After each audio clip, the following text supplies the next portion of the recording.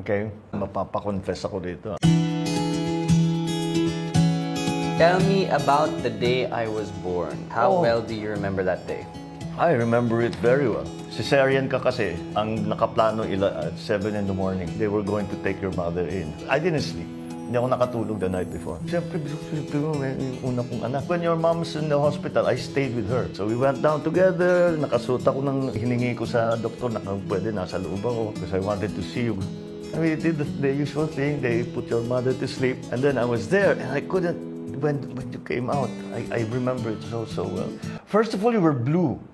Most babies are blue when they first come out. Nanganak na si Lisa. Then I looked at you and said, but there's something wrong with this boy. Why is he that strange color? And you know, it's not like in the movies, right? There's still something wrong with me now. Yeah, well, maybe that had something There's to do a correlation. with it. But then, yeah, you came out, and yeah, it was the happiest day of my life. Until Simon and Vinny, of course. Well, that was happy too. They were equally happy. It's life. You cannot imagine what that feels like. Well, One day. I can't. One day. Not anytime soon. What was the first music album you bought? I actually know that. Bridge Over Troubled Water. By? No, Simon and Garfunkel. Because yung unang nabili kong 45 was Mrs. Robinson by Simon and Garfunkel kasi pinanood ko yung The Graduate. It was the theme from a graduate, yeah. So that's the first 45. And then nung lumabas ang Bridge Over Troubled Water dahil gusto ko na yung Simon and Garfunkel, I bought it. That's the first album I bought.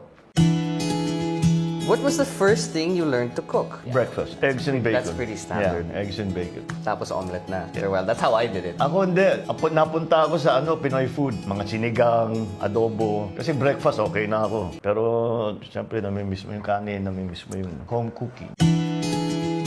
Was it a good idea to be a reservist? Yes. There is a camaraderie, may brotherhood ang mga sundalo. Basta't may pinagdaanan kayo at may pinagsamahan kayo. Habang buhay talaga yan. At saka yan talaga literally hanggang kamatayan. Kaya't naiba talaga ang relationship ng mga sundalo sa isa't isa. You could have dinner with 3 famous people, living or dead. Who would it be? My dad. Lolo Gun doesn't count. It doesn't count? I'm just saying that because that's too easy of an answer. That's too easy? Okay. Wait, off limits. Yeah. Lolo Gun, Albert Einstein. Why? And because they're too. You're taking everybody That's exactly. out. I know you too well. Lolo Gun, Albert Einstein, and Stephen Hawking. Wala ka nang All tinira. off limit. Labo. Para naman something new. Well, I wanted Albert Einstein and my dad, but if they're not allowed, the Winston Churchill, Emilio Aguinaldo. I wanted to meet the first president of the Philippines. And I would love to sit down and have dinner with Socrates.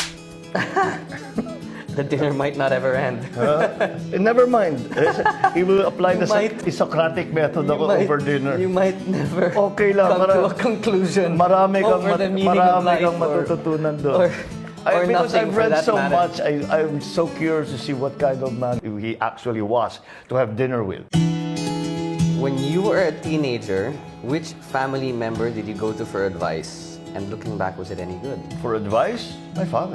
Yeah. Lagi kong pinupuntahan yung father ko. And I assume it was good advice. It was always very good advice, but it's not necessarily easy to follow. Hindi yung basta't madali yun. Pag ina-advisean kayong you have to do it this way, it's not the easiest way, but it's the best. What were your insecurities growing up? My greatest fear that something would na may mangyari sa father ko. You know what my worst nightmare was? Was that I would turn on the TV and the news would say, the president, something happened to the president. That was my the worst thing. Because, siyempre, politika, he was president, he was controversial in many ways. Siya mismo, conscious sa security. So, iniisip namin lagi yung security niya. So, yun ang pinakamasamang naisip ko na. Yun ang talagang kinakatakutan ko sa buong buhay ko. And then it changed. When I grew older, it was you guys. Something happened to the 3 of you. And your mother. So far, so good. So far, so good. Knock on wood. Which film made you cry? Niligawan ko pa yung mother mo noon eh. We were in the States. Nanood kami ng sine, Field of Dreams. Everybody was saying, ang ganda-ganda. But my father had just died. Kaya nung nakita ko na, naglabasan yung mga, tapos nag-usap na yung mga mag-ama. Yun, naiyak ako. And your mother was laughing at me, by the way. just FYI. Why am I not surprised? If I were to enter fatherhood soon, announcement, not anytime soon, thank God, what's your advice to me? It's hard to give advice. There's no real template. Me, the only advice I give any parent, but you especially, you my kids especially, just love your child. That's it. Just love your child. You might go wrong loving them, but you won't go far wrong. You'll come back and it'll be okay. And when do you feel happiest? When I've done something that I've worked on for a very long time and is important to me, that's when I feel happiest. If you want to say the happiest, I did a really good job. May nagawa ko na napakaganda ng maraming tinulungan. And then we go out, the family celebrates together that day. That's the when I'm happiest. I have that in the back of my mind. You guys are with me. What can you ask for more? I remember after the windmills were operational in Bangi, diba, we all went out for dinner in the Wag. Yeah, in the Wag. Oo, kasi natapos na. Tagal, pinaghirapan namin. Yeah, I remember that. What are you most proud of in life?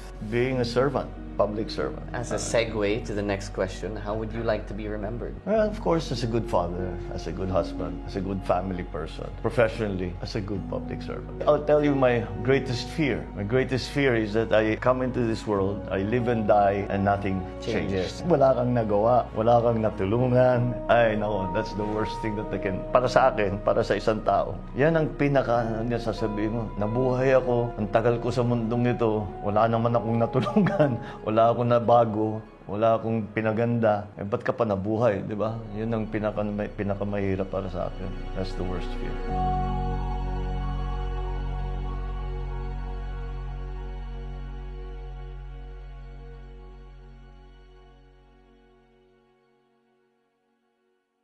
Hi guys, once again, thanks for watching our dad's vlogs. If you want to see more, remember to share, Like, And subscribe.